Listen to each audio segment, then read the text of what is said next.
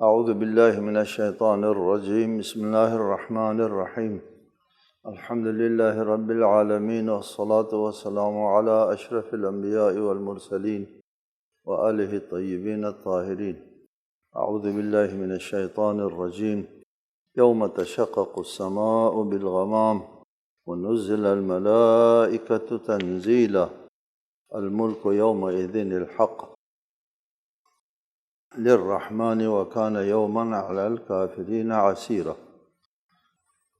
اور اس دن آسمان ایک بادل کے ذریعے پھٹ جائے گا اور فرشتے لگاتار نازل کیے جائیں گے۔ اس دن سچی بادشاہی صرف خدائے رحمان کی ہوگی اور کفار کے لیے وہ بہت مشکل دن ہوگا۔ یوم تشقق السماء بالغمام، قیامت کے دن کی طرف اشارہ ہے کہ اس دن قیامت کا مطلب عالمی انقلاب ہے، ایک کائناتی انقلاب آئے گا، موجودہ کائنات درہم برہم ہو جائے گا اور آسمان جو ہے وہ پھٹ جائیں گے، آسمان میں موجود جتنے بھی اجرام ہیں وہ سب تباہ ہو جائیں گے۔ یوم تبدل الارض غیر الارض، یہ زمین بھی اس کی بھی حیثیت بدل جائے گی، قانون زیست تبدیل ہو جائے گا، زمان و مکان کا تصور بدل جائے گا۔ اور اس وقت جب آسمان پھٹ جائے گا تو اس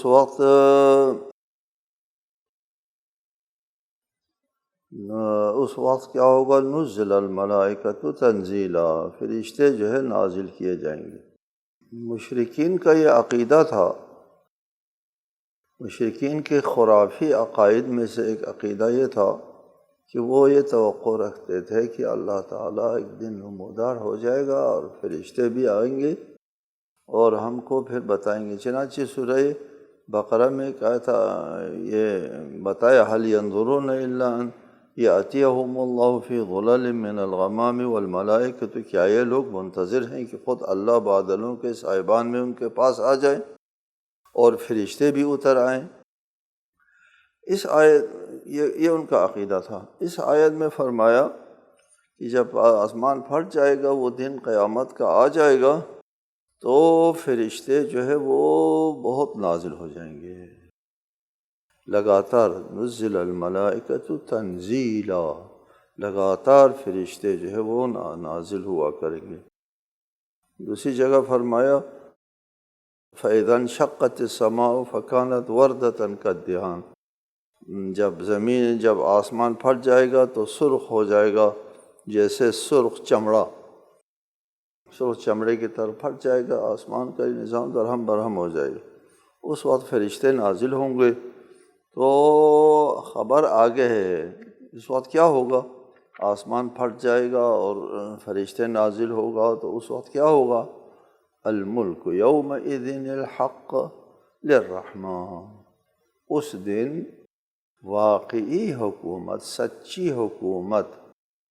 حکومت جو ہے وہ بتمام معنی الکلمہ، پورے حقیقت کے ساتھ جو حکومت ہے وہ صرف خدائے رحمان کی ہوگی۔ لمن الملک اليوم، اس وقت ندا دی جائے گی، آج بادشاہت کس کے پاس، کس کی ہے آج، کس کی بادشاہت ہے؟ للہ الواحد القہار، صرف اللہ تعالیٰ کی بادشاہت ہے۔ سوال یہ نہیں ہوتا کہ قیامت کے دن صرف اللہ تعالیٰ کی بادشاہت ہے، اللہ تعالیٰ کی بادشاہت دنیا میں بھی اللہ کی بادشاہت ہے، اللہ کے ساتھ کسی اور کی بھی بادشاہت ہے۔ تو اس کا کیا مطلب ہے کہ وہ جس طرح سورہ حمد ہے مالک یوم الدین، قیامت کے دن کے مالک ہے، دنیا کے مالک نہیں ہے؟ دنیا میں بھی تو اللہ ہی مالک ہے، لہو ما فی السماوات و ما فی الارض، سب اللہ تعالیٰ کی ملکیت میں ہے۔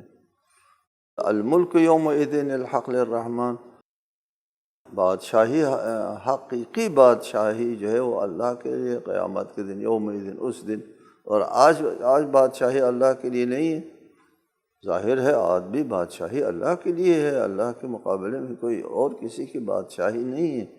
فرق یہ ہے کہ اس دنیا میں اللہ تعالیٰ نے انسان کو خود مختار بنایا ہے، اور یہاں جو کام ہوتے ہیں وہ علل و اسباب کے تحت ہوا کرتے ہیں۔ ان علل و اسباب کو آپ بھی مسخر کر سکتے ہیں اور آپ بھی کام کر سکتے ہیں۔ البتہ ٹھیک ہے، اللہ تعالیٰ کی طرف سے خداداد ہے، لیکن اختیار آپ کا ہے، طاقت اللہ کی طرف سے ہے، اور جو کائنات میں جو موجود چیز ہے، مواد بھی اللہ کی طرف سے ہے، طاقت بھی اللہ کی طرف سے ہے، سب اللہ کی طرف سے ہے، لیکن اختیار آپ کا ہے۔ یہاں آپ کا بھی کچھ چلتا ہے، اس لیے آپ مکلف، انسان مکلف ہے۔ اس علل و اسباب استعمال کر کے آپ کچھ بنا سکتے ہیں، کچھ بگاڑ سکتے ہیں۔ آپ بھی تو کچھ بنا اور بگاڑ سکتے ہیں نا یہاں پر اس دنیا میں، علل و اسباب جو ہے وہ استعمال کر کے۔ جی، وہ ایٹم بم بنا کر کے تباہی مچا سکتا ہے انسان، یہاں بھی بہت کچھ کر سکتا ہے انسان۔ وہ دھماکے کر کے سینکڑوں، ہزاروں، لاکھوں انسانوں کو، بے گناہ لوگوں کو مار سکتے ہیں، خرابی کر سکتے ہیں، تعمیری کام کر سکتے ہیں، علل و اسباب کو استعمال میں لا سکتے ہیں انسان۔ قیامت کے دن اصلاً ایسی کوئی بات نہیں ہوگی، آپ کسی علل و اسباب کو استعمال میں نہیں لا سکیں گے۔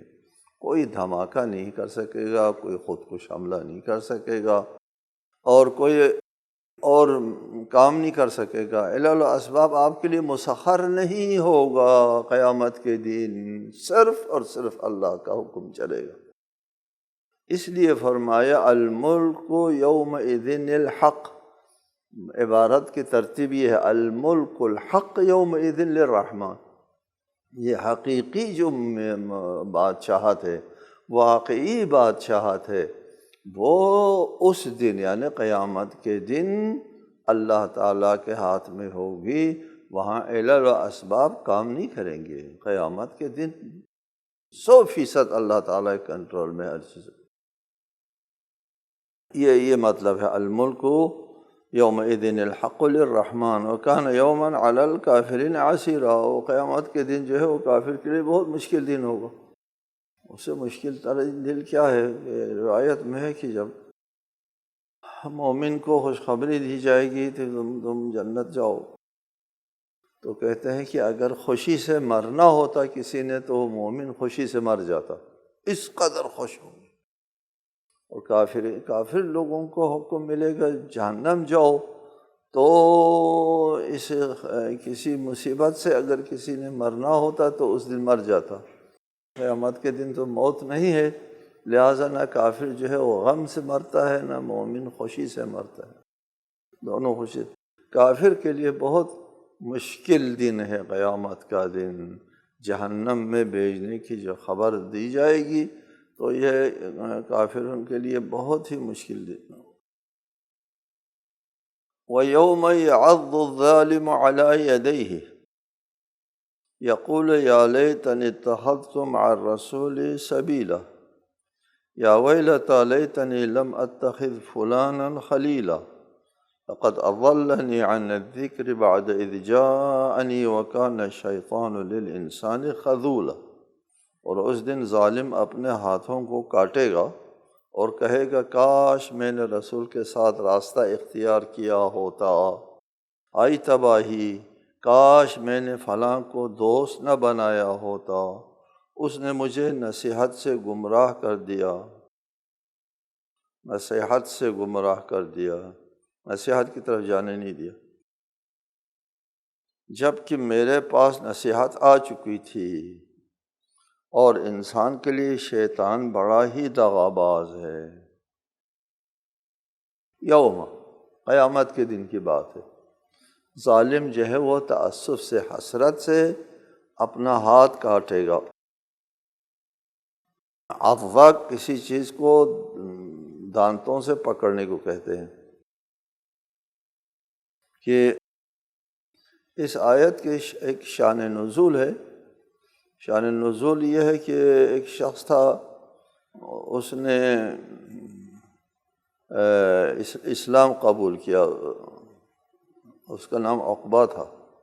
اس نے اسلام قبول کیا تو امیہ بن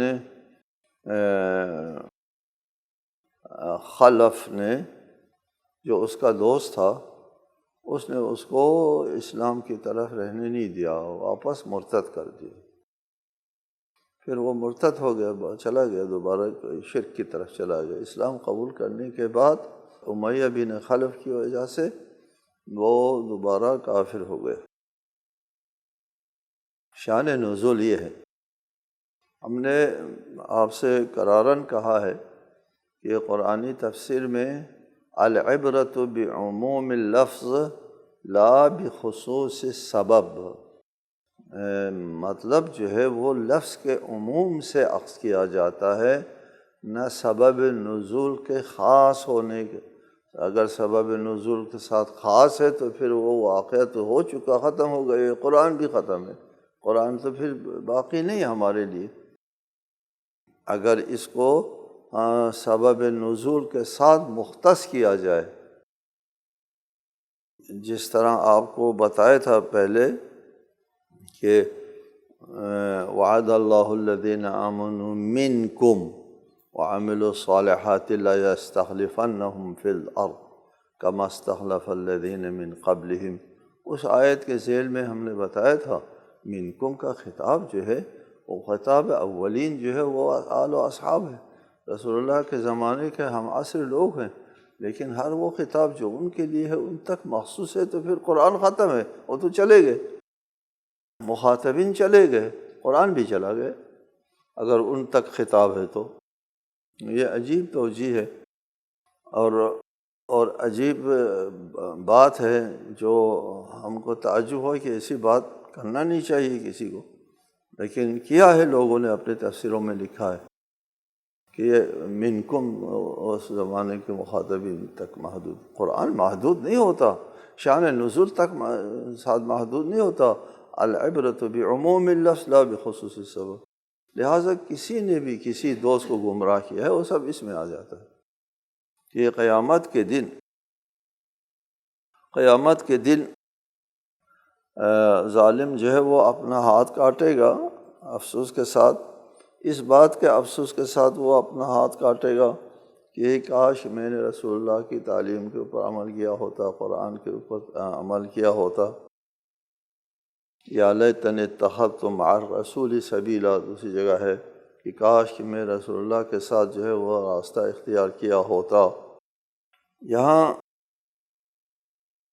اس دوست کا ذکر ہے جس نے کہا کہ لقد اضلنی، اس کو کاش میں نے اس کو دوست نہ بنایا ہوتا، کہ اس لیے کہ لقد اضلنی، اس نے مجھے گمراہ کر دیا اور میری ہمیشہ کی زندگی تباہ کر دی۔ لقد اضلنی، اس دوست نے مجھے گمراہ کیا، عن الذکر، ذکر سے گمراہ کیا، نصیحت سے۔ الذکر سے مراد قرآن ہے، انا نحن نزلنا الذکر وانا لہ لحافظون، الذکر کہا ہے۔ وَلَقَدْ كَتَبْنَا فِي الزَّبُورِ مِن بَعْدِ الذِّکر، ذکر کے بعد جو صحائف آسمانی ہے اس کو ذکر کہتے ہیں، کہ اس قرآن کی تعلیمات کے اوپر کاش کہ عمل کیا ہوتا، کہ یہ قرآن کے آنے کے بعد جو ہے وہ میں نے تعلیمات رسول پر عمل نہیں کیا۔ وَكَانَ الشَّيْطَانُ لِلْإِنسَانِ خَذُولًا، یہ گمراہ کا قول ہے یا اللہ تعالیٰ کا قول ہے، دونوں ہو سکتا ہے کہ گمراہ کی طرح منسوب ہو، جب وہ گمراہی میں مبتلا ہو جاتا ہے تو اس سے بیزار ہو جاتا ہے۔ خذولہ، انسان کے لیے وہ بڑا دھوکہ باز ہے۔ مثلا دوسری جگہ ارشاد فرمایا کہ مثل الشیطان اذ قال للانسان اکفر فلما کفر قال انی بریء منک، یہ شیطان اس طرح، یہ دوست بھی شیطان کی طرح ہے کہ جو انسان سے کہتا ہے کافر ہو جاؤ، جب کافر ہو جاتا ہے تو کہتا ہے میں تجھ سے بیزار ہوں، میرا کام تھا تم کو کافر کرنا، جب کافر ہو گیا پھر تو جانے اور اپنے عاقبت۔ وقال الرسول یا رب ان قوم اتخذوا هذا القرآن مہجورا، اور رسول کہیں گے اے میرے پروردگار میری قوم نے اس قرآن کو ترک کر دیا تھا۔ جی، قیامت کے دن جہاں گمراہ لوگ نادم ہوں گے، وہاں وہ بنیادی مسئلہ اٹھایا جائے گا کہ وہ لوگ کس بات سے نادم ہوں گے کہ اس قرآن کے اوپر عمل نہ کرنے کی وجہ سے قرآن کو مہجور کر دیا۔ قیامت کے دن اللہ کا رسول کہے گا میری قوم نے، جس قوم کی طرف رسالت مبعوث ہوئے تھے، اس قوم نے اس قرآن کو ترک کر دیا، اس کے اوپر عمل نہیں کیا۔ اس کی دو تفسیر ہو سکتی ہے۔ ایک تفسیر یہ ہے کہ یہ کافروں کی طرف اشارہ ہے۔ کافر لوگوں نے اس قرآن کو قبول نہیں کیا، اس قرآن کو ترک کر دیا۔ ان قومی اتخذوا هذا القرآن مہجورا، قرآن کے اوپر عمل نہیں کیا اور اس کو ترک کر دیا۔ دوسری تفسیر یہ ہو سکتی ہے کہ جن لوگوں نے میرا کلمہ پڑھا تھا، اسلام قبول کیا بھی تھا، پھر بھی ان لوگوں نے اس قرآن کو نہیں اپنایا، اپنے خود ساختہ قوانین کے اوپر عمل کیا، قرآنی قوانین کو اعتنا میں نہیں لائے۔ یہ دو تفسیریں ہو سکتی ہیں۔ قیامت کے دن اللہ کا رسول شکایت کرے کہ لوگوں نے اس قرآن کو متروک کیا، قرآن کے اوپر عمل نہیں کیا۔ حدیث میں ہے اذا التبست علیکم الفتن کقطع اللیل المظلم فعلیکم بالقرآن، فتنے اگر رات کی تاریکیوں کی طرح تم پر چھا جائیں تو قرآن کو اپنا لو۔ قرآن کو اپنانا ہوتا ہے، لیکن جب فتنہ جو ہے وہ برپا ہو گیا، لوگوں نے قرآن کو نہیں اپنایا۔ یہ دونوں کافروں کے لیے بھی کوئی شامل ہے اور ان مسلمانوں کو بھی شامل ہے جو قرآن کے عمل پیرا نہیں ہوتے، قرآن کے اوپر عمل نہیں کرتے۔ قرآن ایک جامع نظام حیات ہے، ایک معجزہ رسول ہے۔ پہلے بھی بتایا آپ کو، قرآن اللہ کا معجزہ ہے، اللہ کا معجزہ ہے جو رسالت مآب کو دیا گیا ہے۔ اس کو سب تمام مسلمان مانتے ہیں کہ قرآن اس رسول کے لیے اللہ تعالیٰ نے ایک معجزہ دیا ہے۔ گزشتہ انبیاء کو معجزہ دیا، سمعی و بصری معجزہ، اس کو میں نے کئی بار ذکر کیا ہے، سمعی و بصری معجزہ دیا ہے۔ جیسا کہ ابتدا میں بچوں کو سمعی و بصری ذریعے سے تعلیم دی جاتی ہے، ابتدائی انسان کو سمعی اور بصری کے ذریعے سے بات سمجھائی کہ یہ معجزہ ہے، اور لاٹھی جو ہے بہت بڑا اژدہا بن جاتا ہے تو پھر ان کے بات سمجھ میں آتی ہے، اس سے پہلے نہیں آتی۔ انسان نے جب بلوغت میں قدم رکھ دیا، رشید ہو گیا انسان، تو پھر اللہ تعالیٰ نے محسوس معجزہ دینا، سمعی و بصری درسگاہ بن کر دیا، ترقی دے دی، اور فکری اور علمی معجزہ دے دیا۔ انبیاء کا معجزہ اس زمانے کے لوگوں تک محدود تھا۔ ہم نے تو نہیں دیکھا حضرت موسیٰ کی لاٹھی کو اژدہا ہوتے ہوئے، نہ دریا شق ہوتے ہوئے نہیں دیکھا، اس زمانے کے حد تک محدود تھا۔ اس زمانے میں جو لوگ تھے ان لوگوں نے دیکھا ہے، آنے والوں نے نہیں دیکھا، انہوں نے روایت سنی، خبر سنی ہے، صرف معجزے کو دیکھا نہیں ہے۔ رسالت مآب کو جو معجزہ دیا گیا ہے وہ ہر نسل کے سامنے خود معجزہ موجود ہے، ایسا معجزہ دیا ہے۔ جب قرآن معجزہ ہے، رسالت مآب کے لیے جو معجزہ بنا کر کے دیا ہے، تو اللہ تعالیٰ ایسا معجزہ تو نہیں دے گا نا جو اپنا کام نہ کر سکا پورا، یہ ناقص رہ گیا، کام ادھورا رہ گیا۔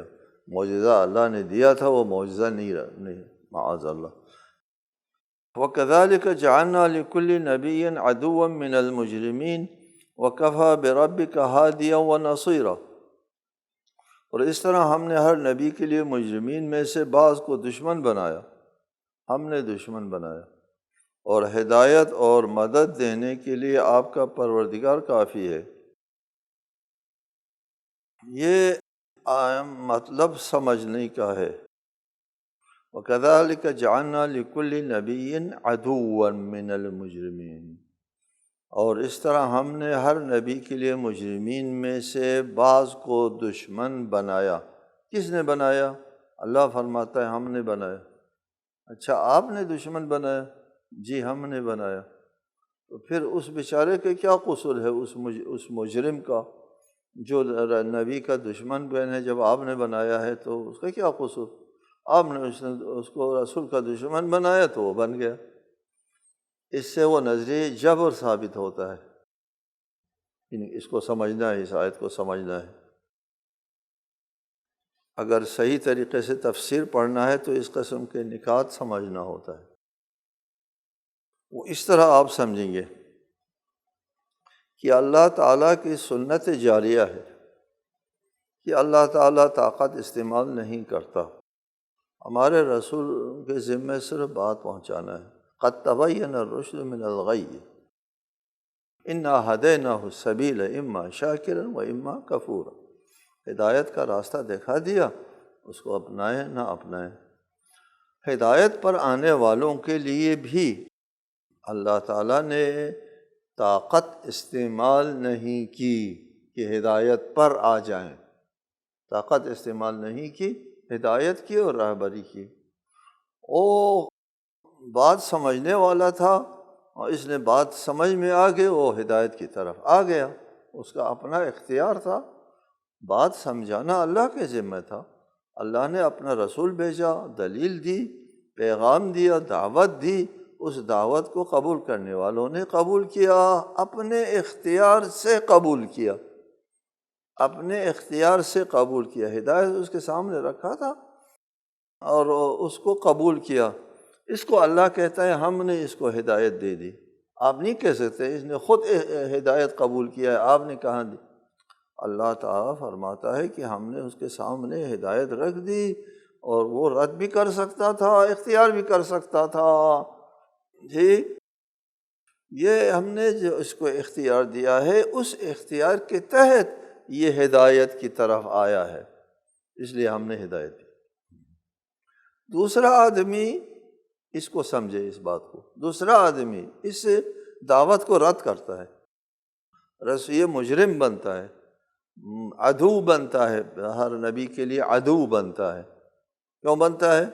اس لیے عدو بنتا ہے کہ اللہ تعالیٰ نے اس کے خلاف بھی تو طاقت استعمال نہیں کرنا تھا۔ کہ اللہ تعالیٰ ایسا نہیں کہ کوئی اگر رسول کا دشمن بننا چاہتا ہے تو اس کو بننے ہی نہ دے، ہاں جو ایمان لانا چاہتا ہے اسے ایمان لانے دے، اور جو ایمان نہیں لانا چاہتا ہے وہ ایمان نہ لانے دے، یعنی اس کو کفر اختیار کرنے نہ دے۔ طاقت استعمال نہیں کرتا نا ادھر، جب طاقت استعمال نہیں کرتا ہے تو پھر وہ کیا کرے گا؟ وہ مجرم کیا کرے گا؟ وہ رسول کی دشمنی کرے گا۔ وہ رسول کی دشمنی کہاں سے کرے گا؟ اللہ تعالیٰ کا دیا ہوا اختیار سے کرے گا۔ اللہ نے کرنے دیا ہے تو کرے گا، اگر اللہ نے طاقت استعمال کیا ہوتا تو نہ کر پاتا، لیکن اللہ تعالیٰ نے کرنے دیا ہے۔ ظالم کو بھی اپنے کردار ادا کرنے کا موقع دیا ہے، اور عادل کو بھی اپنا کردار ادا کرنے کا، دونوں کو موقع دیا ہے۔ ٹھیک ہے؟ جب اللہ تعالیٰ نے مجرم کو رسول کی دشمنی کرنے کا موقع فراہم کر دیا ہے، جبر استعمال نہیں کیا، طاقت استعمال نہیں کی، اس طاقت استعمال نہ کرنے، اس ہونے دینے کو جعلنا کہا ہے۔ اس کو سمجھنا ہے، اللہ تعالیٰ نے ہونے دیا نا، جبر استعمال نہیں کیا، طاقت استعمال نہیں کیا، ہونے دیا۔ اللہ ہونے دیتا ہے، وہ قرآن میں جا بجا ہے کہ ہم ان کو مہلت دیتے ہیں، یعنی کیا مطلب مہلت دیتے ہیں؟ کافر کو، مجرم کو، قاتل کو، سفاک کو، یہ جو خودکش حملہ کرنے والے ہیں ان کو مہلت دیتا ہے۔ یہ کہتے ہیں نا عجبا لحلم اللہ، اللہ تعالیٰ کے حلم و بردباری پر ہم کو تعجب ہوتا ہے کہ اس جرم، اس قدر سنگین جرم کے سید شہداء کو بھی شہید کرتے ہیں، پھر بھی اللہ تعالیٰ جو ہے وہ اپنے حلم اور بردباری سے کام لیتا ہے، فوراً مؤاخذہ نہیں کرتا، فوراً جرم سرزد ہوتے ہی فوراً مؤاخذہ نہیں کرتا، ڈیل دیتا ہے۔ مجرم کو، کافر کو، سفاک کو، قاتل کو اپنے جرم کا ارتکاب کرنے دیتا ہے، ہاتھ نہیں پکڑتا، اس کا طاقت استعمال نہیں کرتا، نہ ادھر ہدایت کی طرف طاقت استعمال کرتا ہے کہ ہدایت لانے پر مجبور کرے، نہ ادھر کفر والے کی طرف طاقت استعمال کرتا ہے کہ وہ کفر نہ لانے پر جو ہے اس کو مجبور نہیں، وہ اس کو موقع دیتا ہے۔ حق اور باطل دونوں میں سے ہر ایک کو اپنا کردار ادا کرنے کا موقع فراہم کرتا ہے۔ اس کو اللہ تعالیٰ فرماتا ہے جعلنا، یہ نظام ہم نے بنایا ہے، یہ خود مختاری کا نظام ہم نے بنایا ہے، یا آزمائش و امتحان کا نظام ہم نے بنایا ہے۔ اگر خود مختاری نہ دی جاتی، ان کو اپنا عزم و ارادہ استعمال کرنے کا موقع نہ دیا جاتا تو نہ کوئی کافر رہتا، نہ مومن رہتا، نہ کوئی تکلیف عائد ہوتی، نہ آزمائش ہوتی، نہ امتحان، نہ ثواب، نہ عقاب، کچھ نہ ہوتا، سارا نظام درہم برہم ہوتا، یہ موجودہ نظام نہ وجود میں آتا اگر طاقت استعمال ہو۔ طاقت استعمال نہیں ہوئی ہے، اس لیے یہ نظام آزمائش، نظام ثواب و عقاب اختیار انسان کو اختیار دیا ہے، کافر کو بھی اختیار دیا ہے اور مسلم کو بھی، دونوں کو اختیار دیا ہے۔ مومن کو جو اختیار دیا ہے، اللہ نے اختیار دیا ہے، اس سے مومن نے اچھا فائدہ اٹھایا، سمجھدار تھا، اللہ کہتا ہے ہم نے اس کو ہدایت دے دی۔ اس کافر نے اس سے فائدہ نہیں اٹھایا اور مجرم بن گیا اور رسول کے وہ دشمن بن گیا، اللہ تعالیٰ فرماتا ہے کہ یہ موقع ہم نے دیا، موقع ہم نے دیا، اس کو جعلنا فرماتے ہیں، ہم طاقت استعمال نہیں کرتے۔ وَكَذَلِكَ جَعَلْنَا لِكُلِّ نَبِيٍّ عَدُوًّا مِّنَ الْمُجْرِمِينَ وَكَفَىٰ بِرَبِّكَ هَادِيًا وَنَصِيرًا، اور مدد دینے کے لیے اور ہدایت دینے کے لیے آپ کا پروردگار کافی ہے۔ والسلام علیکم ورحمۃ اللہ وبرکاتہ۔